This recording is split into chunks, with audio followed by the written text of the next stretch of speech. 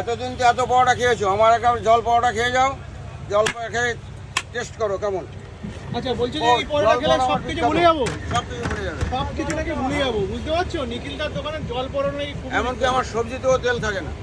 সবজিতেও তেল থাকে না? না, তেল ছাড়া সবজি, তেল ছাড়া সবজি, তেল ছাড়া সবজি জল পরোটা। জল পরোটা। হ্যাঁ। আরে দাদা কি গো, জল পরোটা বানাচ্ছ নাকি?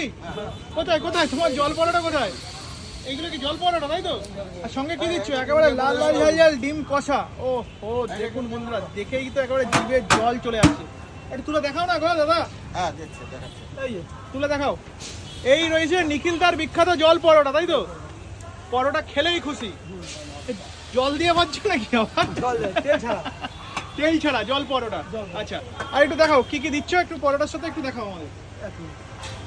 এই আছে, এই রয়েছে আলু সোয়াবিনের তরকারি। আচ্ছা আর ফ্রি আছে 4টে করে